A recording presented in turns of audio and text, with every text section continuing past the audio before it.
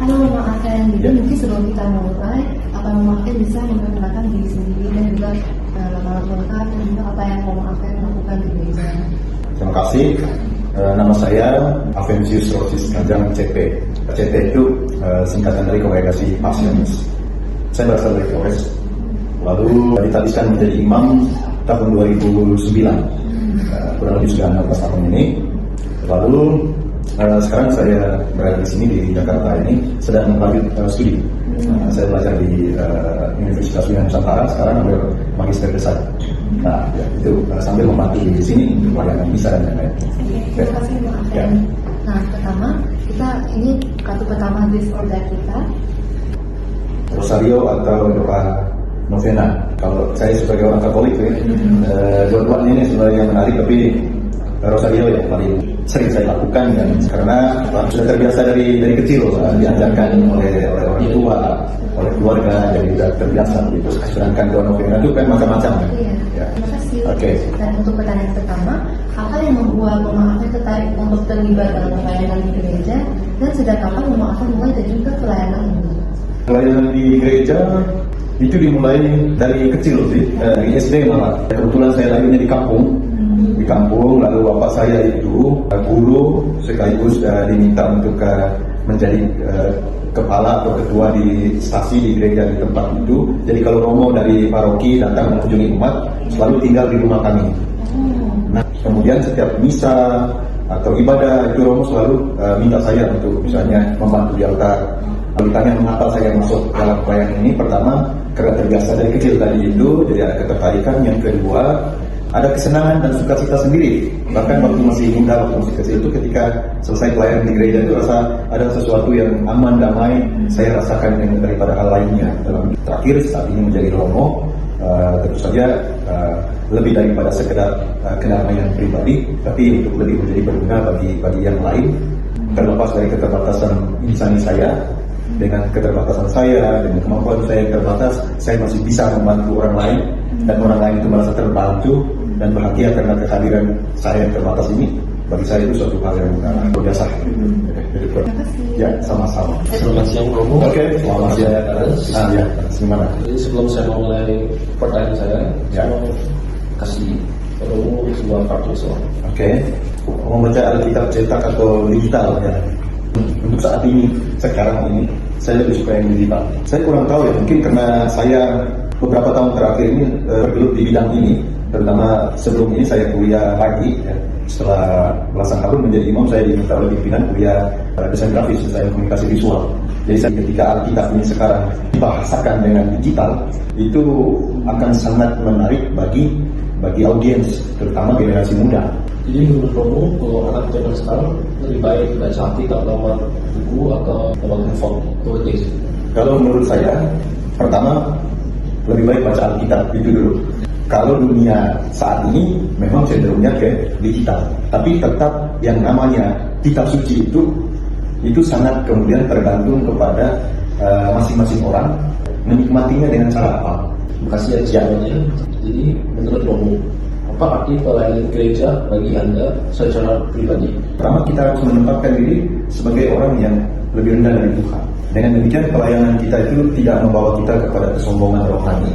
Yang kedua, secara pribadi, karena itu seorang pelayan haruslah rendah hati, ya, haruslah juga orang yang terbuka untuk menerima masukan, dan haruslah orang yang secara rohani kemudian bisa memahami orang lain.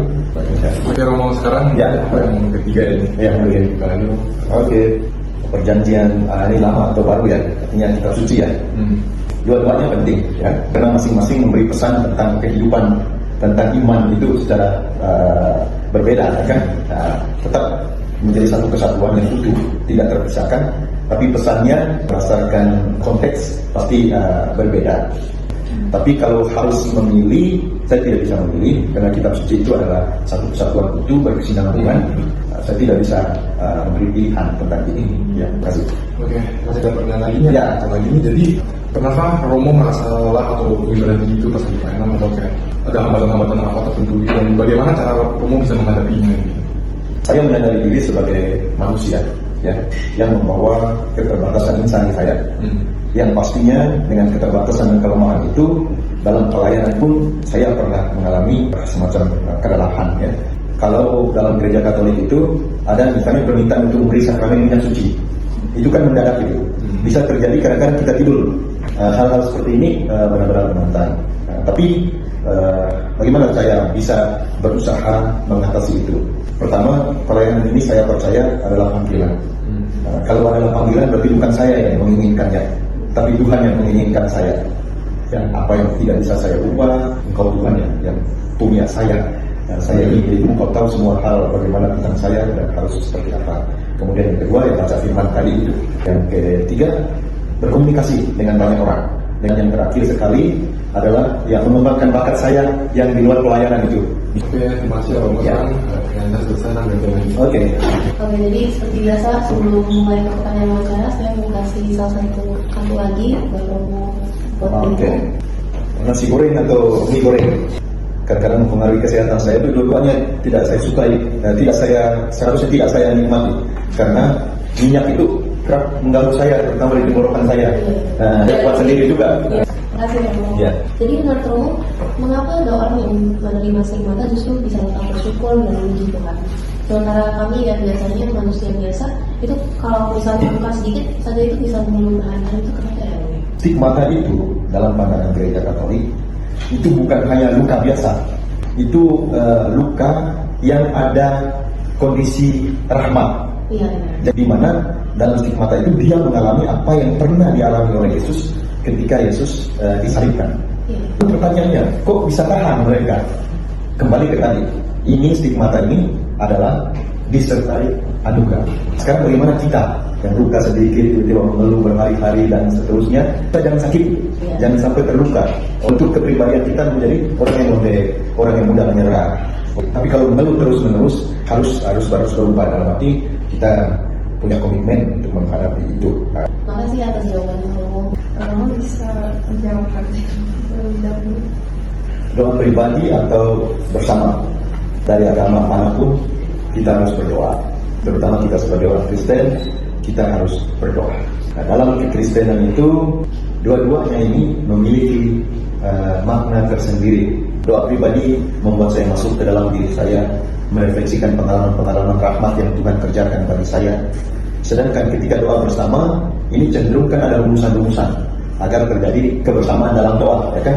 Ini juga penting untuk menunjukkan kesatuan komunio sebagai murid Kristus, ya kan? Saling mendoakan, saling meneguhkan, saling menguatkan satu sama lain. Maka kalau harus memilih, tidak bisa dipilih. Dua-duanya harus dilakukan.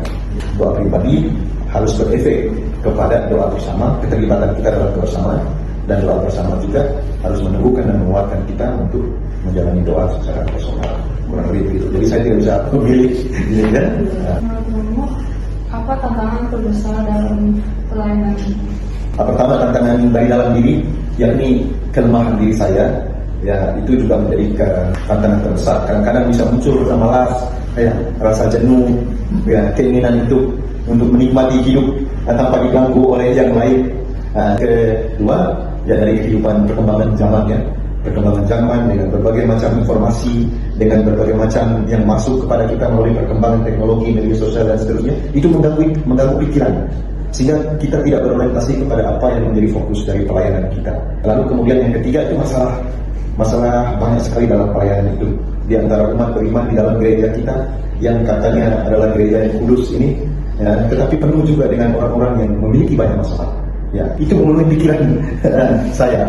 Nah, itu yang seringkali menjadi tantangan terbesar bagaimana saya bisa fokus dalam pelayanan saya. Terima kasih. Baik. Bagaimana pandangan Romo secara Katolik tentang menyatukan penderitaan manusia dengan penderitaan Tuhan Yesus sebagai bentuk motivasi yang terbaik bagi Allah? Pertama, kita ini konteks kita sebagai orang Kristen, ya, bahwa penderitaan itu pertama dialami oleh semua manusia. Penderitaan karena sakit, karena kehilangan, ditinggalkan, kegagalan dalam usaha, perilaku yang tidak adil, kemiskinan, lapar, dan macam-macam. Itu adalah penderitaan yang dialami oleh manusia di sepanjang zaman hingga saat ini. Dan saat ini penderitaan itu semakin besar. Kalian orang-orang muda bisa menderita karena media sosial. Keinginan misalnya viral di TikTok, keinginan untuk di-like oleh banyak orang, itu memenuhi pikiran kita sehingga itu juga membuat kita menderita. Kita tidak bisa belajar, kita tidak berdosa, kita tidak bisa berdoa hanya gara-gara keinginan tadi. Kita bahkan merasa gagal, padahal diri kita tidak tergantung kepada orang lain.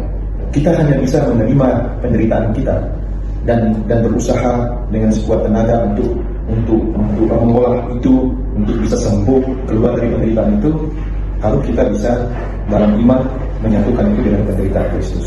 Kalau kita menderita dan menyatukan dengan penderitaan Kristus, yang terjadi adalah dua hal. Pertama, kita menerima penderitaan ini dengan penuh rasa kasih, ya itu. Maka saya menerima penderitaan saya dengan penderitaan Kristus, karena penderitaan Kristus itu yang menderita karena cinta kepada kita, kan? Yang kedua, ketika kita menyatukan penderitaan kita dengan penderitaan Kristus, ada dua, di mana kita menerima penderitaan kita itu sebagai silih. Silih itu berarti kita menderita, bisa jadi melalui penderitaan kita ini akan terjadi penyembuhan bagi keluarga kita, akan terjadi penyembuhan bagi dunia kita.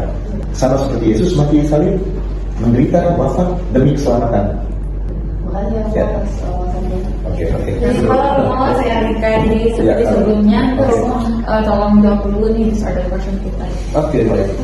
Misa pagi atau sore? Oh ya, ini saya bisa pilih. Nyamannya memang dalam arti baiknya misa pagi, sehingga saya bisa memiliki kekuatan baru, bukan hanya secara fisik, bukan hanya karena ada matahari, ada pagi yang baru, ada udara baru, tetapi juga secara rohani. Saya bisa memiliki modal untuk menjalani hidup di hari itu. Kalau mau ditambahkan, ya godaannya itu adalah harus bangun pagi-pagi. Karena kalau sore bisa terjadi nanti ada kesibukan, lebih baik pagi saja. Ya, tadi ada semangatnya. Selain semangat juga menjalani hari dengan kekuatan rohani yang kita bangun di pagi hari. Selebihnya lebih nyaman, lebih suasana tenang. Benar-benar. Ya, itu kurang lebih. Ayat atau sabda kitab suci apa sih yang paling menguatkan Romo sejauh ini? Pertama itu yang untuk saya pribadi ya, pengkhotbah. Kita itu mengatakan begini: aku tahu bahwa segala sesuatu yang dilakukan Allah akan tetap ada untuk selamanya. Jika itu berasal dari Allah, maka Ia akan menjaga itu untuk terus bertahan selamanya. Itu yang kedua dari Mazmur 23. Karena sekalipun aku berjalan dalam lembah yang kelam, aku tidak takut bahaya, sebab Ia besertaku. Tongkat gembalaannya membimbing aku. Nah, itu dari perjanjian lama. Kalau dari perjanjian baru, pertama Matius bab 11 itu mengatakan, marilah kepadaku kalian semua yang letih, lesu dan berbeban berat, aku akan berikan rasa lega kepadamu.